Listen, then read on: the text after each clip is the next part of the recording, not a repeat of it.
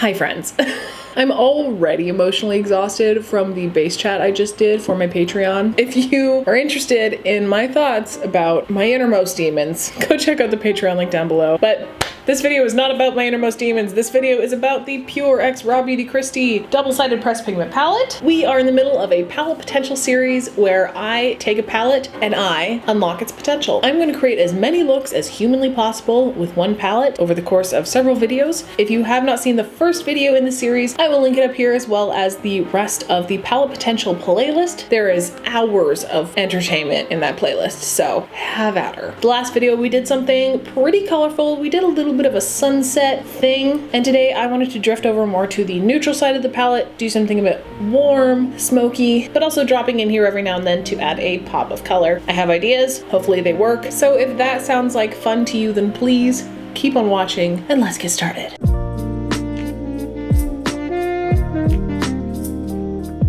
Also, don't mind me, I wore the wrong thing to the shoot today, and I'm just going to be constantly fixing my straps. All right, we are zoomed in, we are ready to go. I never know if I zoom in enough. I hope this is fine for you. So I'm thinking today we're going to start off building a crease with basically this whole row right here, just straight shot down the line. I really want to test out Camelot. We didn't last week, and I'm dying to use that mustard shade, but also I want to add a pop of color on the lid. So I'm hoping to provide a bit of contrast by using the blue. I usually do like a little bit of contrast in my eyeshadow looks, so hopefully it works out. And it's not going to be the most technically proficient eye look. We're going to keep it pretty simple, probably just a little bit of a halo eye, a little bit of a smoky moment, nothing too fancy. I cannot be bothered today, and I'm not sorry. I will not apologize.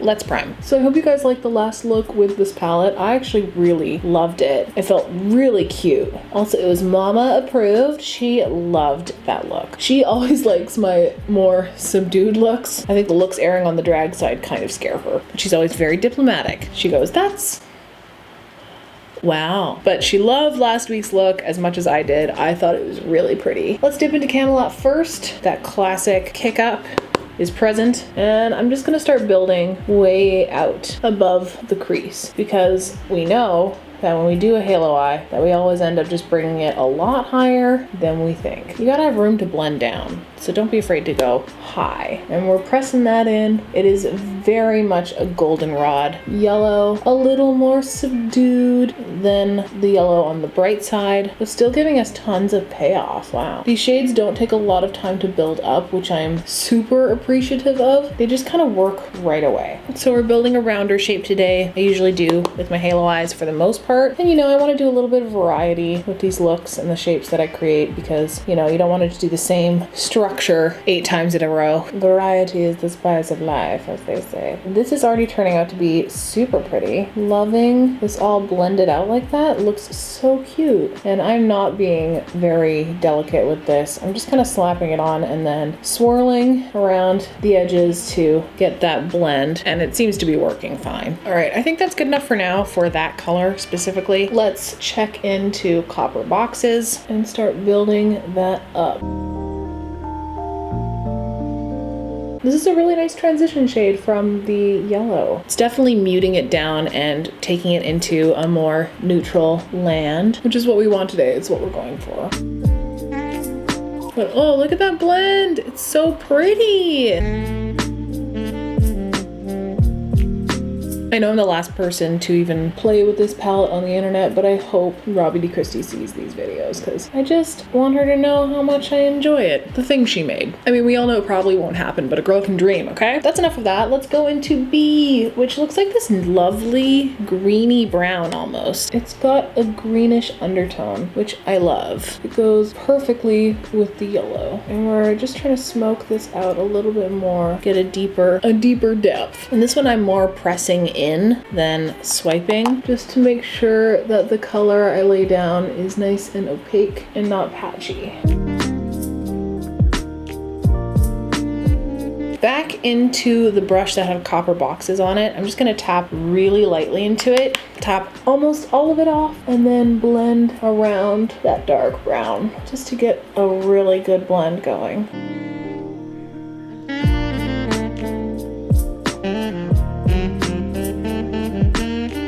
Okay, yeah, she's cute. I think it's really that middle shade that I always end up finagling with the longest, because it's the shade that, you know, has to blend from the darkest to the lightest. I think it's the one that requires the most attention, if you will. So now I want to see what happens if I take Hurtful on a little flat brush and just pop it on the center, blending into the brown. And I'm pressing and packing that as well.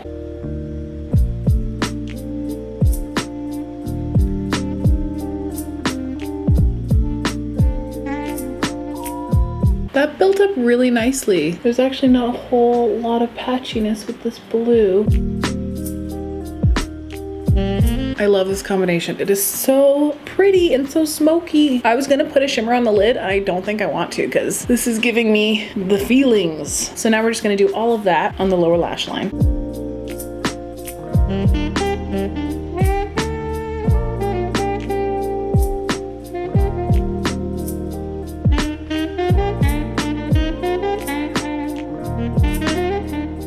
I'm just gonna go back into B and kind of blend the blue out a little bit. All right, that is good enough for me. We're gonna add this to the waterline and also tight line all the way around. It's just a chocolatey brown liner from Sigma, nestling it right into that lash line as well, just to get rid of any gaps. She is not taking any shit today. That is the vibe. That is the vibe for the day. She's not taking any shit. All right, I think the last thing I want to do is add a little inner corner highlight. Do we go with Golden Ticket? Let's just start with it and we can always build up from there.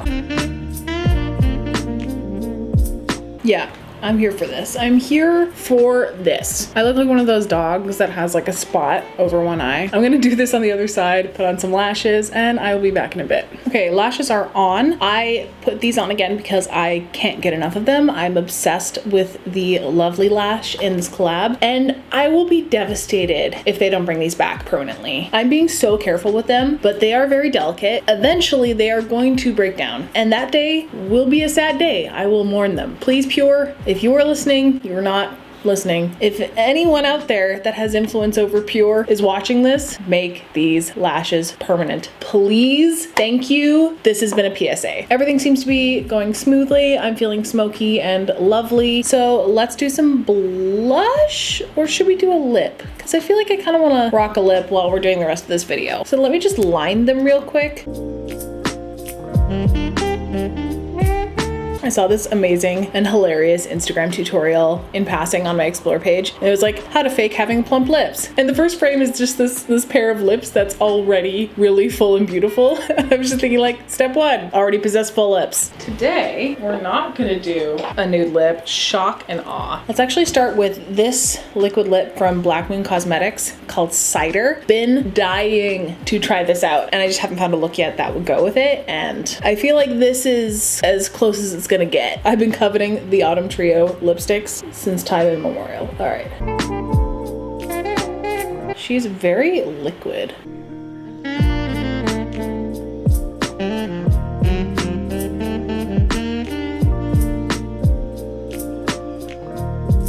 All right, I'm gonna let that dry for a quick sec because it's quite sticky. Kind of living. Makes me look a bit ghoulish right now because I don't have any blush on, so I feel like that's going to rectify a lot of this. I feel like this really taupey blush is just gonna be like the perfect grunge moment, and then we can just lean right into it and have a great time. Let's go into the Catrice X Iman blush palette and use the shade Cairo.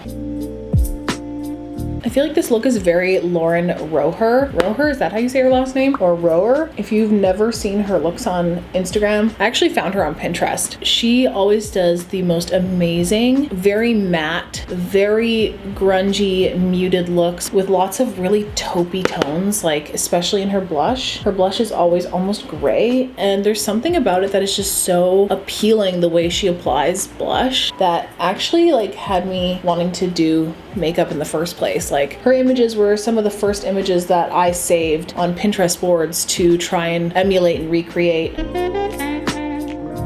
I feel like this blush just pulled this look right together. All right, we're gonna do a hit of nose blush, concentrated right on top of the bridge. I've really been enjoying that look.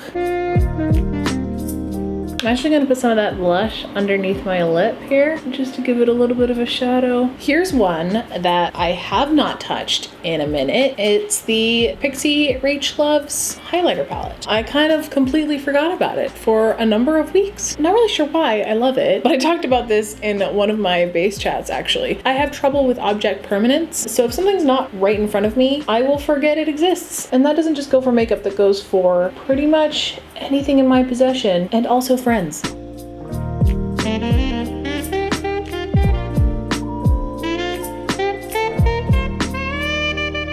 think I might layer that into my inner corner as well. Let's whip out some freckles.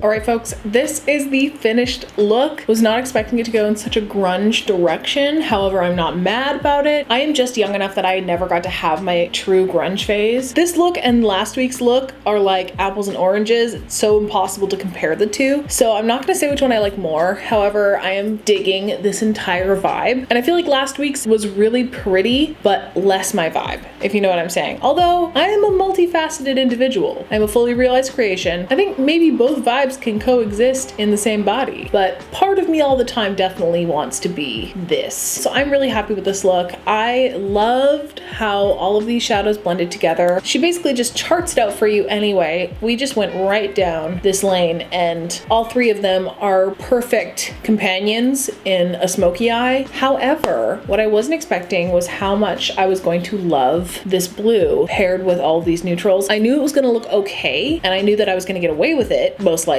However, I didn't realize how deep in tone this blue is. In the pan, I feel like it looks a lot brighter, and so I was worried that the darkest brown shade wasn't going to jive well with a brighter blue, but it's just deep enough in tone and just rich enough that it just seamlessly blends. I'm really happy with it. I hope you are as well. I was also so happy to bust out one of these from the Harvest collection. For the love of God, if these lashes do not become part of your permanent collection, I will be upset. Please make them permanent. That is all I ask for. The palette, yes, sure, would love that to be permanent, even though that is a little bit more difficult to make happen. The lashes, they gotta stay. I'm gonna stop rambling because I feel like that's it. There's not much more that needs to be said other than the fact that so far, so good. And I really look forward to the next one because this palette just has so many possibilities. Let me know where you want me to take this palette next. Do you want it to be rainbow? Do you want it to be ultra neutral? Do you want it to be a combination of the two, which is what I have been doing. And so far, I'm really loving the results of that as well. So please let me know what you want to see from this palette next. Leave it in the comments below. And with that, let me rattle off the spiel. Here are the many ways you can help out my channel. You can give this video a huge thumbs up. You can comment down below what you thought of everything. You can subscribe. You can follow me on other social media. I will leave those right there. Please go check out my Patreon. I have a new series on my Patreon that is exclusive to Patreon called Base Chats. It's been super fun. I've really enjoyed making those videos, and all you have to do is donate at the $2 level to access all of that content. So I just finished listening to this episode of The Allusionist, which was actually a rerun from about 2 years ago, I think. I'll leave that episode linked in the description box below as well. The Allusionist tackles the English language in all sorts of different ways, but also she's been focusing more on social justice issues and how the English language plays a role in that. I feel like Helen Zaltzman is a terrific ally, and the way that she's basically just trying to dismantle the patriarchy from the English language out is kind of inspiring. So I guess that is my specific offering for today. However, I just want to mention it again that Breonna Taylor's murderers are still free, enjoying their summer. Let's just keep saying her name. Justice for Breonna Taylor. Let's get those cops in prison. All right, before I get angry, I'm gonna sign off. Stay safe, stay sane, wash your hands, wear a mask, do what you can, do your best. We're all just trying to do our best here, folks. And above all else, just be kind and be generous, and I will see you in the next one. Bye! Oh, hey there, it's Editing Maddie. Just thought I'd pop in at the very end here to say that I definitely forgot bottom mascara, and I definitely forgot to set my face. So before you all clock that in the comments, just know that I know. Anyway, that's all.